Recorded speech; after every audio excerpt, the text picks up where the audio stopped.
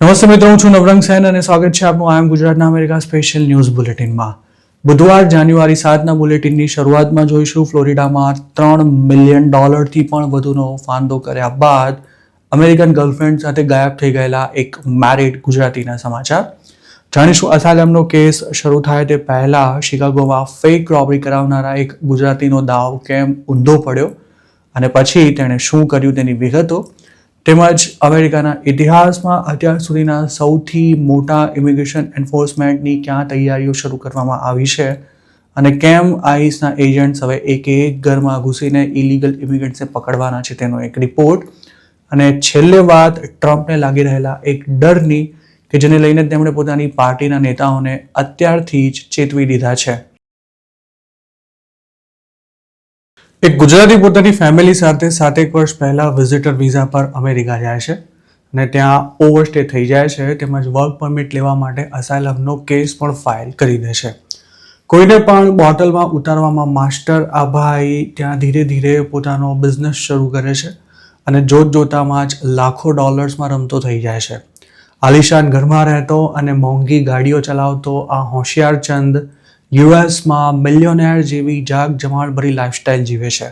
શોખીન પત્નીના દરેક મોંઘા શોખ પૂરા કરે છે અને લોકો સમક્ષ પોતાને એક સીધા સાદા તેમજ ભગવાનમાં માનનારા ફેમિલી મેન તરીકે ચિતરે છે.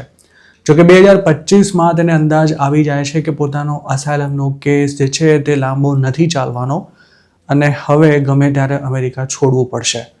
પણ રિમૂવલ ઓર્ડર આવે તે પહેલાં જ બોલવામાં મીઠડો આ ગઠિયો વધુ એક મોટો દાવ ખેલતા એકની ટોપી બીજાના માથે અને બીજાની ટોપી ત્રીજાના માથે પહેરાવે છે અને લાખો ડોલર્સનો ફાંદો કર્યા બાદ ફેમિલીને યુએસમાં જ મૂકી સપ્ટેમ્બર 2025માં રાતોરાત ગાયબ થઈ જાય છે. તેના રવાના થયા બાદ યુએસમાં રોવા ધોવાના નાટક કરતી તેની પત્ની પણ મોકો મળતા જ પોતાના બાળકો અને સાસુ સાથે ચૂપચાપ ઇન્ડિયા ભેગી થઈ જાય છે. કોઈ ફિલ્મી સ્ટોરી જેવી લાગતી આ કહાનીમાં છેલ્લે એક અમેરિકન સુંદરીની પણ ભેદી સંજોગોમાં એન્ટ્રી થતાં તેમાં અણધાર્યો ટ્વિસ્ટ આવે છે. અમેરિકામાં કેટલાય લોકોને ચૂનો લગાવવાની સાથે પોતાની હોશિયાર પત્નીને પણ ડફોળ બનાવનારો આ ગુજરાતી કોણ છે અને તેણે કઈ રીતે આ સમગ્ર કૌભાંડ આચર્યું અને તેની લાઈફમાં રમખાણ મચાવવા આવેલી અમેરિકન સુંદરી કોણ છે તે જોઈશું આ વિડીયોમાં. આ કહાની છે સુરતના દિવેશ નામના એક શખ્સની, જેને પહેલેથી જ મહેનત કરવામાં ઓછો અને પાર્કે પૈસે મોજ કરવામાં વધારે રસ હતો. અલગ અલગ દેશોમાં ફર્યા બાદ 37 વર્ષનો દિવેશ આખરે 8 વર્ષ પહેલાં ફેમિલીને લઈને અમેરિકા પહોંચ્યો હતો અને અમુક સ્ટેટ્સમાં નાની મોટી જોબ કર્યા પછી આ મહાશય 2018ની આસપાસ ફ્લોરિડામાં સેટલ થયા હતા. ટાલાહસીમાં આવેલા એક સબવેમાં જોબ કરતા દિવેશે 1-2 વર્ષમાં જ પોતાના બિઝનેસ શરૂ કરવા માટે પ્લાન બનાવ્યા હતા અને 2020માં તે ફ્લોરિડામાં પોતાનું મોટું કામકાજ ધરાવતા અન્ય એક ગુજરાતીના કોન્ટેક્ટમાં આવ્યો હતો. ફાંકા ફોજદારી કરવામાં નંબર 1 દિવેશે ત્યારે બજારમાં એવી વાતો વહેતી કરી હતી કે પોતે બિઝનેસ શરૂ કરવા માટે પાર્ટનર શોધી રહ્યો છે. દિવેશને વર્કિંગ પાર્ટનર બનવું હતું, મતલબ કે સ્ટોરમાં તેનો ભાગ તો હોય જ, પણ સાથે જ તે પોતે સ્ટોર પણ મેનેજ કરે. જોકે ધંધામાં રોકાણ કરવાનું આવે ત્યારે દિવ્યેશ પોતાના ખિસ્સામાંથી પૈસા કાઢવાને બદલે પાર્ટનર પાસેથી વ્યાજે પૈસા લઈ પોતાના નામનું ઇન્વેસ્ટમેન્ટ કરી દેતો હતો. આમને આમ તેણે પોતાના પાર્ટનર પાસેથી, ક્રેડિટ કાર્ડ દ્વારા, સ્ટોરમાં કામ કરતા એમ્પ્લોઈઝ પાસેથી અને અમેરિકામાં રહેતા પોતાના સંબંધીઓ અથવા પરિચિતો જોડે અવારનવાર પૈસા ઉછીના લઈ લોકોને ટોપીઓ પહેરાવવાનું શરૂ કર્યું હતું. મોંઘા કપડાં, શૂઝ, મોબાઈલ, ગાડીઓ અને વોચના શોખીન દિવ્યેશને સામેવાળાને કઈ રીતે આંજી દેવાનો છે તે સારી રીતે આવડતું હતું. પોતાની સાથે કામ કરતી એક ગુજરાતી મહિલા પાસેથી પણ તેણે $65,000 આ જ રીતે પડાવ્યા હતા અને જ્યારે પણ કોઈ પૈસા પાછા માંગે ત્યારે તે ઉઘરાણી કરનારાને પાર્ટી આપીને કે પછી $200-500 ગિફ્ટ પકડાવીને ખુશ કરી દેતો હતો. જોકે $9 લાખ ઘર અને ગાડીથી લઈને મોબાઈલ સુધીની દરેક વસ્તુઓ તેણે લોન પર લઈ રાખી હતી અને તેની જિંદગી જાણે ક્રેડિટ કાર્ડ પર જ ચાલતી હતી. તે વખતે દિવ્યેશની લાઈફમાં એક અમેરિકન સુંદરીની પણ એન્ટ્રી થઈ હતી, પણ તેના અફેરને તેણે છેક સુધી સિક્રેટ બનાવી રાખ્યું હતું. 2024 પૂરું થવા આવ્યું ત્યાં સુધીમાં દિવ્યેશે જેમને ચેક્સ આપેલા હતા તે બાઉન્સ થવા લાગ્યા હતા અને તેને ઓળખી ગયેલા લોકોએ પૈસા ઉછીના આપવાને બદલે ઉઘરાણી શરૂ કરી દીધી હતી. તેમજ હવે પોતાનો ખેલ લાંબો ચાલે તેમ ન હોવાથી દિવ્યેશે નવા નાટકો કરવાનું શરૂ કર્યું હતું. આ દરમિયાન 2025માં તેના અસાયલમના કેસની ફાઇનલ હિયરિંગ થવાની હતી, જેમાં તેને ડિપોર્ટ થવા માટે કહી દેવાય તેવા પૂરેપૂરા ચાન્સીસ હતા. તે જ અરસામાં એટલે કે સપ્ટેમ્બર 2025માં તે રાતોરાત અમેરિકામાંથી ગાયબ થઈ ગયો હતો. દિવ્યેશ છૂમંતર થઈ ગયો તે પછી તેની પત્નીએ તે ઘર છોડીને ક્યાંક ચાલ્યો ગયો હોવાનું રટણ કરી લેણદારોને ગોળી આપવાનું ચાલુ કર્યું હતું. દિવ્યેશે અમેરિકા છોડ્યું ત્યારે તેણે કરેલી ઉધારી અને કૌભાંડનો આંકડો લગભગ $3 મિલિયન પણ વધારે થતો હતો. આ જ દરમિયાન તેની પત્નીએ પણ ઘરમાં રહેલી એક પછી એક વસ્તુઓ વેચવાનું શરૂ કરી દીધું હતું અને દિવ્યેશ બાદ મોકો મળતા તે પણ ચૂપચાપ પોતાના બાળકો અને સાસુને લઈને ઇન્ડિયા ઉપડી ગઈ હતી. આમ તો દિવ્યેશે અમેરિકા છોડવું ન પડે તે માટે પોતાની 70 વર્ષની માતાના એક બ્લેક અમેરિકન સાથે ફેક મેરેજ પણ કરાવ્યા હતા અને આ મેરેજ સર્ટિફિકેટની કોપી IIM ગુજરાત પાસે પણ છે. જોકે જ્યારે તેમણે ગ્રીન કાર્ડ માટે અપ્લાય કર્યું ત્યારે બંનેને એકબીજાની ભાષા નહોતી આવડતી અને ઉંમરમાં પણ સારો એવો તફાવત હતો. આ મેરેજ ગ્રીન કાર્ડ માટે જ કરવામાં આવ્યા હોવાનું લાગતા દિવ્યેશની મધરને ગ્રીન કાર્ડ આપવાનો ઇનકાર કરી દેવાયો હતો, જેથી યુએસમાં ટકી રહેવાની તેની રહી સહી આશા પર પણ પાણી ફરી વળ્યું હતું. દિવ્યેશની પત્ની, બાળકો અને માતા હાલ ઇન્ડિયામાં જ છે, પણ ગઠિયો દિવ્યેશ ક્યાં છે તે કોઈ નથી જાણતું. સૂત્રોનું માનીએ તો દિવ્યેશની પત્ની હાલ પોતાના સંબંધીઓને એવી વાર્તા કહી રહી છે કે તેના પતિને બ્લડ કેન્સર હોવાથી તે ડિપ્રેશનમાં આવી ગયો છે અને આ સ્થિતિમાં તે કોઈને ફેસ કરવા નથી માંગતો, તેમજ પોતાની રીતે ક્યાંક ટ્રીટમેન્ટ લઈ રહ્યો છે. દિવ્યેશની ઘરવાળીનો દાવો છે કે પોતે હાલ તેની સાથે કોઈ જ પ્રકારનો સંપર્ક નથી ધરાવતી અને દિવ્યેશ સાથે છેલ્લા 4 મહિનાથી પણ વધુ સમયથી પોતાની કોઈ વાતચીત પણ નથી થઈ. તો બીજી તરફ ચેક બાઉન્સ અને ઠગાઈના કેસમાં દિવ્યેશ સામે અમેરિકામાં વોરંટ પણ ઇસ્યુ થઈ ગયા છે, પણ સિવિલ મેટર હોવાથી હજુ સુધી તેને વોન્ટેડ જાહેર કરવામાં નથી આવ્યો. જે બેંકો પાસેથી દિવ્યેશે લોન લીધી હતી તે પણ હવે તેના ઘર અને ગાડી પર કબજો જમાવવાની તૈયારીમાં છે અને પાર્ટનર્સ પણ તેને આપેલા પૈસાનું નાહી ચૂક્યા છે. અમેરિકામાં લાખો ડોલરનું કથિત કૌભાંડ કરનારો ઠગ દિવ્યેશ હાલ ક્યાં છે તે ભલે તેની પત્ની ન જાણતી હોય, પણ તેની અમેરિકન ગર્લફ્રેન્ડ તમાયરાને કદાચ દિવ્યેશની પૂરી માહિતી છે અને બંને હાલ કદાચ સાથે પણ રહે છે. IIM ગુજરાતને મળેલી માહિતી અનુસાર દિવ્યેશ અમેરિકા છોડીને નીકળ્યો તેના બીજા જ મહિને તમારાએ પણ પાસપોર્ટ માટે અપ્લાય કર્યું હતું અને પછી તે પણ પોતાના 2 છોકરાને એક્સ હસબન્ડ પાસે મૂકી ભેદી સંજોગોમાં ગુમ થઈ ગઈ હતી.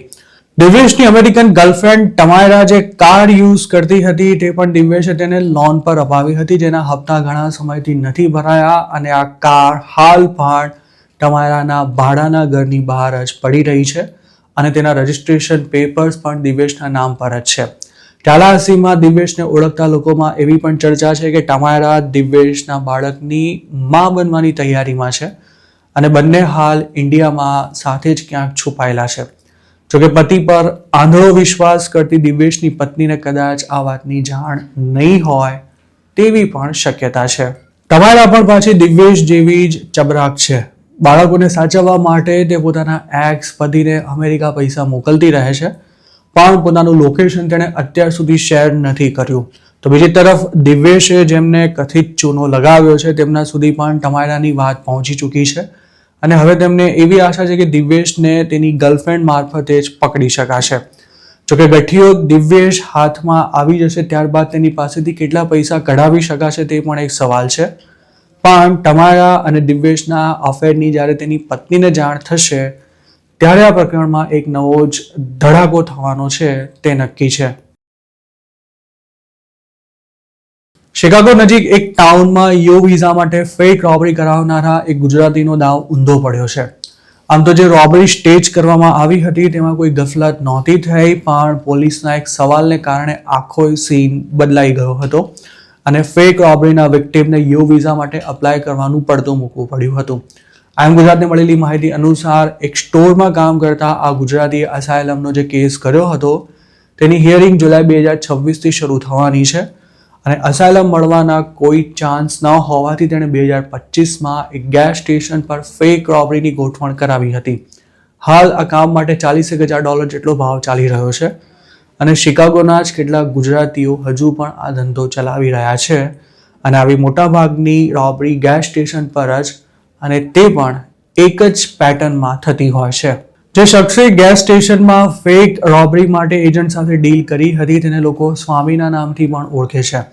રોબરીના પ્લાન અનુસાર સ્વામી નિશ્ચિત દિવસ અને સમયે ગેસ સ્ટેશન પર પહોંચી ગયો હતો, પરંતુ ફેક રોબરી કરનારો અડધો કલાક લેટ થયો હતો.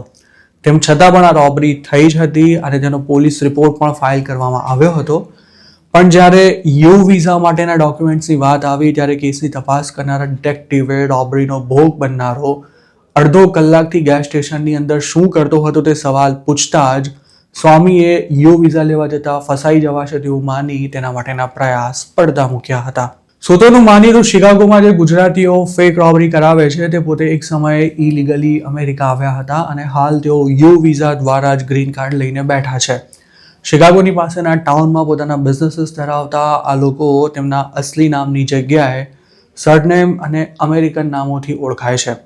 આઈએમ ગુજરાતને જાણવા મળ્યું છે તે અનુસાર ફેક રોબરીનું કામ કરતા એક શખ્સને લોકો મિશ્રા તરીકે ઓળખે છે અને તેવી જ રીતે કેની નામનો એક ગુજરાતી પણ આ કામ માટે જાણીતો છે. સુધીર અને ભાવિન નામના અન્ય બે લોકો પણ ફેક રોબરી કરાવતા હોવાનું સૂત્રોનું કહેવું છે. એવું પણ જાણવા મળી રહ્યું છે કે સ્વામી નામના જે શખ્સે અગાઉ ફેક રોબરી બાદ યુ વિઝા લેવાનું પડતું મૂક્યું હતું, તેણે ડિસેમ્બરના એન્ડમાં જ બીજી એક ફેક રોબરીની ગોઠવણ કરાવી હતી. એક સ્ટોરમાં થયેલી આ રોબરી ક્લોઝિંગના સમયે જ સ્ટેજ કરવામાં આવી હતી. જોકે સ્વામી પાસે $40,000 ન હોવાથી બીજા એક વિક્ટીમને આ રોબરીમાં એડ કરી દેવાયો હતો, જેથી ટોટલ ખર્ચો બંને વચ્ચે અડધો અડધો વહેંચાઈ ગયો હતો. જોકે આ વખતે તેનું કામ થઈ ગયું છે કે નહીં તેની કોઈ કન્ફર્મ માહિતી નથી મળી શકી. શિકાગો એરિયામાં અનડોક્યુમેન્ટેડ ગુજરાતીઓની ખાસી વસ્તી છે અને છેલ્લા 3-4 વર્ષમાં જે લોકોએ ઇલીગલી અમેરિકા પહોંચ્યા બાદ અસાયલમના કેસ કરેલા છે તેવા ઘણા લોકોની તારીખ હવે 2026થી શરૂ થવાની છે. અસાયલમ માંગનારા મોટાભાગના લોકોએ ફેક સ્ટોરી આપી હોવાથી 99.99% કેસમાં ડિપોર્ટેશન ઓર્ડર નીકળશે તે ફાઇનલ છે. જો આમ થયું તો ઢગલાબંધ લોકોએ આગામી 2-4 વર્ષમાં જ અમેરિકા છોડી દેવું પડશે અને તેમ ન કરવું પડે તે માટે અમુક લોકો હાલ ભારોભાર રિસ્ક હોવા છતાં પણ ફેક રોબરી કરાવવાનું સાહસ કરી રહ્યા છે. યુએસમાં ફેક રોબરીના ઘણા મામલા છેલ્લા એકાદ વર્ષમાં બહાર આવ્યા છે, પણ તેની સરખામણીએ ફેક રોબરીનો સાચો આંકડો અનેક ગણો વધારે છે. અમેરિકાના કાયદા અનુસાર કોઈપણ પ્રકારના ક્રાઇમનો ભોગ બનનારો કે પછી વિટનેસ યુ વિઝા માટે અપ્લાય કરી શકે છે. યુ વિઝાની વેલિડિટી 3 વર્ષની હોય છે, પરંતુ તેનું વેઇટિંગ ખૂબ જ લાંબુ હોવાથી જ્યાં સુધી વિઝા અપ્રૂવ ન થાય ત્યાં સુધી વર્ક પરમિટ મળતી રહે છે અને યુ વિઝા અપ્રૂવ થયા બાદ ગ્રીન કાર્ડ માટે પણ અપ્લાય કરી શકાય છે. જોકે ગ્રીન કાર્ડ મળી ગયા બાદ પણ જો કોઈએ ફેક રોબરી કરાવી હતી તેવું બહાર આવે તો તેનું ડિપોર્ટેશન થઈ શકે છે. અમેરિકાના મિનિયાપોલિસમાં અત્યાર સુધીનું સૌથી મોટું ઇમિગ્રેશન ઓપરેશન શરૂ થવા જઈ રહ્યું છે, જેમાં પહેલીવાર એક ઘરમાં ઘૂસીને આઈસના એજન્ટ્સ ઇલીગલ ઇમિગ્રન્ટ્સને પકડશે. સાથે જ વર્ક પરમિટ વિના કામ કરતા અને તેમને કામ પર રાખનારા ઓનર્સ સામે પણ કડક કાર્યવાહી કરવામાં આવશે. આમ તો ટ્રમ્પ એડમિનિસ્ટ્રેશને શિકાગો, LA, મેમ્ફિસ અને શાર્લેટ સહિતના શહેરોમાં આવા મોટા ઓપરેશન્સ હાથ ધર્યા છે, પરંતુ આ ઓપરેશન જેવી તૈયારી હજુ સુધી અમેરિકામાં ક્યાંય કરવામાં નથી આવી.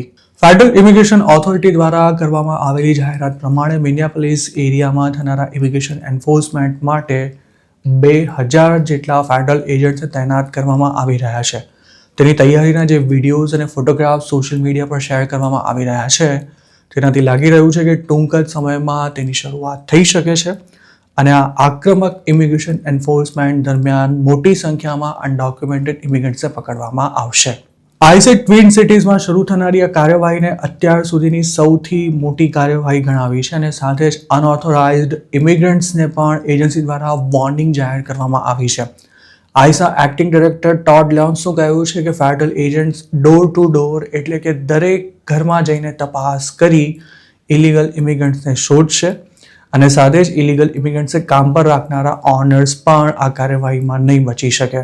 DHSએ ગયા મહિને જ મિનિયાપોલિસ સેન્ટ પોલ એરિયામાં ઇમિગ્રેશન એન્ફોર્સમેન્ટ ઓપરેશન શરૂ કર્યું હતું, જેમાં સોમાલિયન ઇમિગ્રન્ટ્સને ખાસ ટાર્ગેટ કરવામાં આવ્યા હતા. આ કાર્યવાહી સાથે સંકળાયેલા અધિકારીઓને ટાંકતા ન્યૂયોર્ક ટાઈમ્સે જણાવ્યું છે કે 2000 જેટલા એજન્ટ્સ તેમાં સામેલ થશે. આઈસ ઉપરાંત બોર્ડર પેટ્રોલ અને હોમલેન્ડ સિક્યોરિટી ઇન્વેસ્ટિગેશન્સ તેમજ EROને પણ આ કાર્યવાહીમાં જોતરવામાં આવ્યા છે. મિનેસોટામાં COVID-19 પ્રોગ્રામ હેઠળ અપાયેલી સરકારી સહાયમાં $9 બિલિયન ગોબાચારી થઈ હોવાના આક્ષેપો બાદ ફેડરલ ગવર્મેન્ટે સ્ટેટ પર ફીસ વધારી છે, જેમાં હવે ઇમિગ્રેશન એન્ફોર્સમેન્ટનો પણ સમાવેશ કરી લેવાયો છે. આ કથિત કૌભાંડમાં અત્યાર સુધી 90 લોકોને આરોપી બનાવવામાં આવ્યા છે અને તેમાંના મોટાભાગના સોમાલિયન છે. મિનેસોટામાં સોમાલિયન ઇમિગ્રન્ટ્સને પકડવાના નામે જે ઇમિગ્રેશન એન્ફોર્સમેન્ટ શરૂ થવાની તૈયારીમાં છે તેમાં માત્ર આફ્રિકન્સને જ ટાર્ગેટ કરાશે તેવું નથી. અત્યાર સુધીની કાર્યવાહીમાં જોવા મળ્યું છે તે પ્રમાણે શહેરોના રસ્તા પર નીકળતા એજન્ટ્સ જે કોઈ સામે મળે તેને અટકાવી તેની પાસેથી પેપર્સ માંગતા હોય છે. મતલબ કે આ કાર્યવાહી શરૂ થશે ત્યારે કોઈ સ્ટેટસ વિના રહેતા લોકોનું ઘરની બહાર નીકળવું મુશ્કેલ થઈ જાય તેવી સ્થિતિ પણ સર્જાઈ શકે છે. જો એજન્ટ્સ પાસે વોરંટ ન હોય તો તેઓ કોઈના ઘરમાં નથી ઘૂસતા, પણ ટ્રમ્પે જે છૂટ આપી છે તેના કારણે હવે એજન્ટ્સ દરવાજા તોડીને જબરજસ્તી લોકોના ઘરમાં ઘૂસી ગયા હોય તેવા અનેક વિડીયોઝ છેલ્લા 1 વર્ષમાં સામે આવી ચૂક્યા છે. હાલ ટ્રમ્પ એડમિનિસ્ટ્રેશનનું સંપૂર્ણ ફોકસ ભલે મિનેસોટા પર હોય, પરંતુ તેનો અર્થ એવો નથી થતો કે અન્ય રાજ્યોમાં ઇમિગ્રેશન એન્ફોર્સમેન્ટ બંધ થઈ ગયું છે. શિકાગો અને એલિસ સહિતના શહેરોમાં હાલ પણ અનડોક્યુમેન્ટેડ ઇમિગ્રન્ટ્સને અરેસ્ટ કરવાનું ચાલુ જ છે અને રિપબ્લિકન સ્ટેટ્સમાં હાઈવે પેટ્રોલ દ્વારા વીકેન્ડમાં કે પછી ગમે ત્યારે ટ્રાફિક સ્ટોપ દરમિયાન ઇલીગલ ઇમિગ્રન્ટ્સને પકડવામાં આવી રહ્યા છે. શું દુનિયાના સૌથી શક્તિશાળી દેશ એવા અમેરિકાના પ્રેસિડેન્ટને ખુરશી ગુમાવવાનો ડર લાગી રહ્યો છે? સતત ઘટતા અપ્રુવલ રેટિંગ વચ્ચે ખુદ ટ્રમ્પે જ આ અંગે ચેતવણી આપી છે. અમેરિકાના પ્રેસિડેન્ટનું કહેવું છે કે જો 2026ના અંતમાં થનારી મધ્યસત્ર ચૂંટણીમાં રિપબ્લિકન્સે કોંગ્રેસમાં પોતાનો દબદબો યથાવત ન રાખ્યો તો ડેમોક્રેટ્સ તેમને ઇમ્પીચ કરશે. ટ્રમ્પ પોતે કેટલું સારું કામ કરી રહ્યા છે તે બતાવવાની સતત કોશિશ કરી રહ્યા છે, પરંતુ અમેરિકાની પબ્લિક તેમને દેશમાં સર્જાયેલી મોંઘવારી અને બેરોજગારી સહિતની ઘણી સમસ્યા માટે જવાબદાર માની રહી છે. હવે મિડ ટર્મ ઇલેક્શનને ખાસ સમય નથી બચ્યો ત્યારે રિપબ્લિકન પાર્ટીના નેતાઓને સંબોધતા ટ્રમ્પે પોતાની સ્પીચમાં જણાવ્યું હતું કે તમારે મિડ ટર્મ્સ જીતવી પડશે અને તેમાં રિપબ્લિકન પાર્ટીની જીત ન થઈ તો ડેમોક્રેટ્સને મને ઇમ્પીચ કરવાનું કારણ મળી જશે. અમેરિકાના પ્રેસિડેન્ટને ઘર ભેગા કરવા જરા પણ આસાન નથી અને અત્યાર સુધીમાં કોઈ પણ પ્રેસિડેન્ટને ચાલુ ટર્મ દરમિયાન ઇમ્પીચ મતલબ કે પદભ્રષ્ટ નથી કરી શકાયા. ઇમ્પીચમેન્ટનો અર્થ એવો નથી થતો કે પ્રેસિડેન્ટે સત્તા છોડવી જ પડશે. જો પ્રેસિડેન્ટને પદભ્રષ્ટ કરવા હોય તો સેનેટમાં 2/3 મતલબ કે 2/3 મેજોરિટી વોટ્સ ઇમ્પીચમેન્ટના પ્રસ્તાવની તરફેણમાં પડવા જરૂરી છે. આમ તો ટ્રમ્પને 2019 અને 2021માં ઇમ્પીચમેન્ટનો સામનો કરવો પડ્યો હતો, પણ બંને વાર સેનેટમાં બહુમતી હોવાથી તેઓ બચી ગયા હતા. આમ તો ટ્રમ્પના નામે સૌથી લાંબા શટડાઉન સહિતના ઘણા રેકોર્ડ્સ નોંધાયેલા છે અને હાઉસ દ્વારા 2 વાર ઇમ્પીચ કરાયા હોય તેવા પણ તે એકમાત્ર પ્રેસિડેન્ટ છે. જોકે ટ્રમ્પ હંમેશા એવા દાવા કરતા રહ્યા છે કે આ બંને ઇમ્પીચમેન્ટ પોલિટિકલ હતા અને તેનો ઉદ્દેશ તેમની છબીને ખરાબ કરવાનો હતો. હવે કોંગ્રેસને જાણ કર્યા વિના જ વેનેઝુએલા પર અટેક કરી તેના પ્રેસિડેન્ટને ઉઠાવી લાવવા બદલ ટ્રમ્પ સામે ફરી ઇમ્પીચમેન્ટની કાર્યવાહી કરવાની માંગ થઈ રહી છે. ટ્રમ્પ કેપિટલ હિલ્સ પર થયેલા હુમલાની 5મી વર્ષે હાઉસ રિપબ્લિકન્સને ટ્રમ્પ કેનેડી સેન્ટરમાં સંબોધી રહ્યા હતા ત્યારે તેમણે 2026માં થનારી મિડ ટર્મ ચૂંટણીનો ઉલ્લેખ કરી ઇમ્પીચમેન્ટની વાત કરી હતી. NBC ન્યૂઝે જુલાઈમાં જ એક રિપોર્ટમાં એવો દાવો કર્યો હતો કે રિપબ્લિકન્સ મિડ ટર્મ ઇલેક્શન્સમાં વોટિંગ વધારવા માટે ટ્રમ્પના ઇમ્પીચમેન્ટનો મુદ્દો ઉછાળવાનો પ્લાન બનાવી રહ્યા છે. આ ચૂંટણીમાં ટ્રમ્પનું નામ ક્યાંય નહીં હોય, પરંતુ તેના પરિણામની ટ્રમ્પના પાવર પર ચોક્કસ અસર થવાની છે. જો તેમને ઇમ્પીચ કરાય તો પણ તેમને સત્તા છોડવાની નોબત નહીં આવે તે વાત નક્કી છે, પણ રિપબ્લિકન પાર્ટી આ મુદ્દે થાય તેટલું પોલિટિક્સ કરવા માંગે છે અને હવે ટ્રમ્પે પણ આ જ મુદ્દાને છંછેડ્યો છે. અમેરિકાના અત્યાર સુધીના રાજકીય ઇતિહાસમાં મિડ ટર્મ ઇલેક્શનમાં હંમેશા વિરોધ પક્ષનું પ્રદર્શન સારું રહ્યું છે. NBC ન્યૂઝ દ્વારા ઓક્ટોબરમાં કરવામાં આવેલા એક પોલમાં જાણવા મળ્યું હતું કે 50% રજિસ્ટર્ડ વોટર્સ ઈચ્છે છે કે ડેમોક્રેટ્સ કોંગ્રેસમાં બહુમતીમાં હોય, જ્યારે 42% રિપબ્લિકન્સની બહુમતી બરકરાર રહેવી જોઈએ તેવું જણાવ્યું હતું. ટ્રમ્પની પહેલી ટર્મ વખતે 2018માં થયેલા મિડ ટર્મ ઇલેક્શનમાં ડેમોક્રેટિક પાર્ટીએ શાનદાર પ્રદર્શન કરતા હાઉસમાં 235 બેઠકો પર જીત મેળવી હતી, જ્યારે સેનેટનો કંટ્રોલ રિપબ્લિકન્સ પાસે રહ્યો હતો, જેના કારણે ટ્રમ્પને ઘર ભેગા કરવાના પ્રયાસ સફળ નહોતા થઈ શક્યા અને 2026 કે 27માં પણ આવું જ થવાનું છે. જોકે પ્રેસિડેન્ટને પદભ્રષ્ટ કરવાનો પ્રસ્તાવ જો હાઉસમાં પાસ થઈ જાય તો પણ તે ઘણી જ ગંભીર બાબત માનવામાં આવે છે અને પ્રેસિડેન્શિયલ ઇલેક્શનમાં તેની અસર દેખાતી હોય છે. જેમ કે 2 વાર ઇમ્પીચમેન્ટનો સામનો કર્યા બાદ 2020માં થયેલી પ્રેસિડેન્શિયલ ચૂંટણીમાં ટ્રમ્પની હાર થઈ હતી. તો મિત્રો, આ હતા અમેરિકાના આજના મુખ્ય સમાચાર. આપને જો મારી રજૂઆત પસંદ આવી હોય તો આ વિડીયોને લાઇક અને શેર કરવાનું તેમજ આયન ગુજરાતની યુટ્યુબ ચેનલને સબસ્ક્રાઇબ કરવાનું ભૂલશો નહીં, કારણ કે આ ચેનલ પર આપને મળશે અમેરિકામાં રહેતા ગુજરાતીઓ માટેના તમામ મહત્વના સમાચાર, અને તે પણ આપની પોતાની ભાષામાં. આપ જો મારી સાથે કોઈ ટિપ શેર કરવા માંગતા હો તો હાલ સ્ક્રીન પર દેખાઈ રહેલા વોટ્સએપ નંબર પર પણ અમારો સંપર્ક કરી શકો છો. આપની ઓળખ ગુપ્ત રાખવામાં આવશે.